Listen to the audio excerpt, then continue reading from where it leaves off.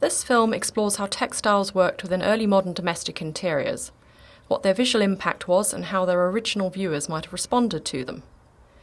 It is the result of a collaboration between the Weald and Downland Open Air Museum and the University of Kent, and builds on the findings of a network of researchers who have worked on these questions over the last 2 years as part of a project called Ways of Seeing the English Domestic Interior, sponsored by the Arts and Humanities Research Council. In the course of the film, you will hear about the different kinds of evidence we have for how people lived in these houses in the past, the documents about their lives and the buildings themselves, and how we can use current craft practices and digital media to explore them creatively. We hope this will give you a sense of the relationship between objects, spaces, and the way people interacted with them that offers new insights into what it felt like to live in this kind of house. In this film, you will see 3 people. Catherine Richardson, reader in Renaissance Studies at the University of Kent, Danae Tankard, social historian at the Weald and Downland Open Air Museum, and artist Melissa White.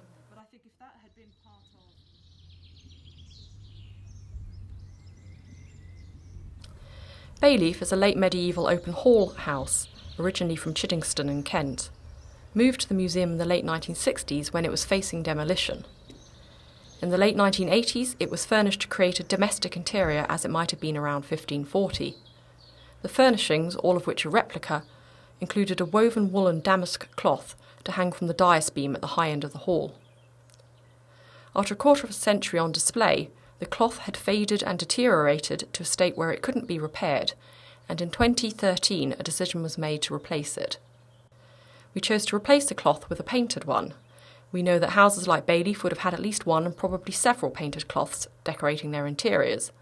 Unlike tapestries, which were only found in the houses of the wealthy, painted cloths were common even in lower status dwellings.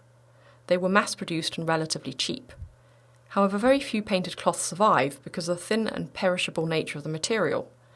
So in choosing a design for our cloth, we turned instead to evidence from domestic wall paintings, which survive in relatively high numbers.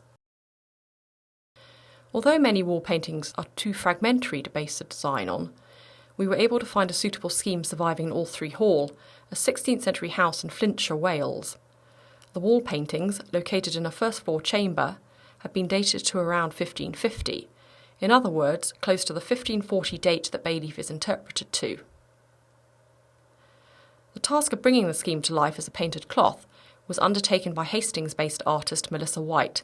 The original design is pretty battered. It's had a lot of wear and tear. It was discovered in, I believe, 1980 and hasn't had major restoration on it. So I'm working essentially from various photographs of the original, and it's kind of a detective game trying to work out what the design was and how it was painted and in what order the colours were painted. But then once one gets going, you get the flow and pick up the nuances that the artist had in the first place, which is quite nice to get into that space. It's imitating paned fabric, which would have been very expensive, and the design itself seems to represent an alternating stripe, one which has got a trellis with flowers within the trellis, and the other stripe is representing a pomegranate on a meandering stem, both of which are very typical designs, and certainly the meandering pomegranate we see in quite a lot of expensive cut velvets from Italy, and all of these designs ultimately originate in the Middle East. So the kind of paint I'm using is distemper paint. Essentially it's rabbit skin glue and natural powder pigments, which is exactly what would have been used by the paint stainers and the people doing these wall paintings and painted cloths. It's a really simple basic paint. So what we're starting with is rabbit skin glue granules, which is basically the hooves, the skin, all those parts of an animal that are just creating this gelatin essentially. And this acts as a really strong glue. In fact, this is what I've used to prime the canvas, and it's what a lot of artists still use to prime a canvas before painting on it. And then you simply add powder pigments to that to get your colours. So you have your lamp black, which was dead cheap, created by burning a pot, and then the powder, the soot that gathered on the bottom of a pot, that's your lamp black. And then we have the white, which comes from, it's called whiting, it's basically just chalk. And then the red ochre is an earth pigment. Red ochre, yellow ochre is also an earth pigment. And then we have our mystery colour, which is this orange called vermilion, which is originally a mercuric sulfide. So it's a toxic pigment. So for this particular project, I've used a substitute vermilion, which gives you exactly the same colour without the toxins. There are obviously different degrees of how authentic one can be with the traditional techniques. So whilst I'm using the same rabbit skin glue and the same pigments that were used, obviously I'm using modern brushes. As I don't know what kind of brushes they would have used exactly at the time, but I do look very closely at the brush strokes. Sometimes on some wall paintings you can see they were using very bristly brushes, so they're very spiky brush strokes, very quickly and loosely done. Other times, like in this one, they're quite blobby, for want of a better word, so it's quite a soft brush so that you're getting quite nice tips. But then also I look at the seeds and the pomegranates, and you can see where the brush would have been kind of loaded with paint, and then it runs out of paint after you've done a few spots, so you get strong spots and then weaker spots. There are about 3 different thicknesses of white, so there's a very washy one that's on the feathery bits, and then there is a very thick paint, a thick white that goes on at the end to highlight. So it's trying to get those thicknesses and thinnesses of paint is important. So the texture of the canvas sort of dries the brush out a little bit more than on a wall. Having painted on walls and on canvas, the paint behaves very differently. So there are elements of trying to reproduce it as closely as this, and then there are elements where it inevitably will be a bit different. Obviously we can't exactly replicate the kind of fabric that would have been painted on in the 16th century. So we know that it was generally quite a slubby, open woven kind of fabric. So I've chosen a medium loom state, an unbleached linen. It's quite a rough, quite a thick fabric rather than anything that's too lovely and perfect. I've then reproduced the width of the painted cloth to represent as if I was using a 54-inch wide loom width. So the panels are 45 inches wide. I've hand stitched them, so the fabric's not authentic, but the stitching and the width is authentic.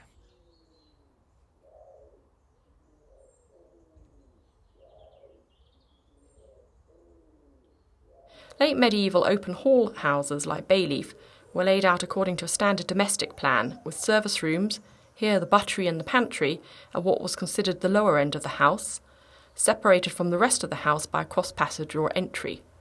The hall was effectively divided into a lower and an upper end. The upper end was the best part of the house, its status enhanced by furnishings as well as the use of decorative timber framing such as the moulded dais beams from which the painted cloths would have hung. Here, Catherine Richardson and Danae Tankard discuss evidence for who lived in Bayleaf in the 16th century and how open halls like this one were furnished. So can you tell us a bit about the person who would have lived in a house like this? Well, we have quite good evidence for the people who were living in Bayleaf in the 16th century, and it was successive members of the Wells family. So we have Thomas Wells, then Edward Wells, and then Thomas Wells again. So throughout the whole of the 16th century, and they seem to have had a long lease, so they had sort of continuity in their tenancy, and they were yeoman farmers. They weren't particularly posh, but they were quite comfortably off, and that would have been reflected in their standard of living. So the long lease, does that mean that they had quite low rents through the period? They were able to invest more in their domestic interiors? Well, we don't know anything about their spending patterns because there's no sort of documentary evidence that would tell us about that. But yes, they were paying a fixed rent of £5, 10 shillings a year, and that stayed the same for the entire duration of the 16th century, which is how we know they had a long tenancy. When you look at a probate inventory, which effectively is just a list of movable items, they're usually itemised by room, so you get the room name, then you get the list of goods, and they show the way the appraisers move around the house, but they always start with the most important room, which of course was the hall, which is the room that we are situated in now. And the first items of furniture which are always listed are the table and its frame, and then you have a form or a bench, which is what we're sitting on now. Quite often they will then move on to the hanging, and that is what we see behind us. This was definitely the most important part of the hall, and presumably intended to sort of attract the eye upwards as you sort of came into the house. So in fact this is the highlight of the room, this is where the eye is drawn, and there's some evidence, isn't there, from these documents that the people who were pricing the objects saw this as a sort of group. That appears to be the case, and it is consistent in probate inventory evidence that it is always listed like this, which suggests that, yes, they were sort of seen as the sort of most important items within the hall. In some houses, there's evidence of a raised platform or a dais, so effectively you're sitting up. And then if you think about, you've got these double height windows just at this end of the hall, so they're illuminating this end, and effectively you've got this kind of backdrop. And so it's like a stage, although again, I would sort of say it may be like a stage, but this is also a pragmatic space. So yes, so in fact this view that you're getting as we sit here has to define his status as soon as you see it, doesn't it? And that presumably is why cloths like this are so important. Yes. Looking at the documents alongside Melissa's exploration of how craftsmen worked on these cloths has helped us to find new ways of displaying these houses to the public. The replacement of the shabby and faded woven cloth with a new painted cloth has transformed the Bayleaf interior. From its foundation, the museum has always sought to achieve as high a degree of authenticity in its representation of the past as is possible, and those involved with this project feel that they have upheld this core principle with a replica painted cloth. Now that the cloth is up, we can learn much more about the way it works within the space, and recreating the past in its material form helps us to understand how the occupants of houses like Bayleaf would have responded to their domestic environment. So in the final part of this film, Melissa White and Catherine Richardson think about the visual impact of painted cloths on both the modern and the 16th century viewer. It has a very framing effect because of the colours, and I thought the colours were very bright when I was painting it, but when you see it in its context, they actually seem to suit the coloration in the room, strangely, where you have the various earth pigments that are naturally occurring in the plasterwork, sort of picked out here a little bit, the yellow ochres and the reds, and it works. Yeah. What about the distance of viewing then? Because I've been quite struck moving around this space, how different this cloth looks, standing by the door, walking past, through the screen's passage, and then standing where we're standing now, which it seems to me to look very, very different in the detail. There is an optimum point as you're getting closer to it where it takes on a different character, I think. Right. And I prefer it from a distance, and then as you come closer, it becomes a bit more, for want of a better word, crude in the painting style, because it was done in a certain way. It was painted in quite a fast way without attention to detail. I mean, they weren't obsessing with the minutiae. Right. So when you zoom close in, there isn't really an awful lot more to see. Right. Whereas with some artwork, you'll go the closer, the more you zoom in on it, the more you gain. Whereas here, it really is about the whole impact and the scale of it and the colour. Where do you think the optimum point is? Well, I think when you're sitting at the table, we were sitting there earlier and looking over our shoulder, and it really doesn't really work when it's that close. So it is at sort of the viewing level, I suppose, as guests are being welcomed. It's sort of a guest level, I suppose. We've actually got a contemporary quote about what these cloths were thought to do in the period. This is from William Harrison in his very famous book, The Description of England of 1577, so a bit later, but the same kind of cloths, I think. And he says, the walls of our houses on the inner side be either hanged with tapestry, arras work, or painted cloths, wherein either diverse histories or herbs, beasts, knots, and such like are stained, whereby the rooms are not a little commended, made warm, and much more close than otherwise they would be. Does that tell us something about what these cloths are trying to do? I think that word close is interesting, isn't it? Because they're so big. Sort of brings people into contact. Yeah, and there's a coziness actually, which there wasn't in this room before. I think when you have this much colour and pattern, it just makes it more cosy, and I think that's why we decorate our interiors, to give that detail and interest into a room. The main thing here is that it's brand new. It's not been distressed. It's not been knocked back. In time, obviously, it will darken a little with all the soot coming from the fire and people handling it. But at the moment, it's pristine, and that's unusual, and it's a bit of a shock to the system. And I think actually it's very hard to picture life in a house like this, because nowadays our lives are so full of pattern and upholstered furniture, and there's colour and pattern everywhere. So we can't really relate to this sort of space when it's so stark, I think. So this gives us a little bridge into, oh, actually there was pattern, and this is how it would have been to live with it.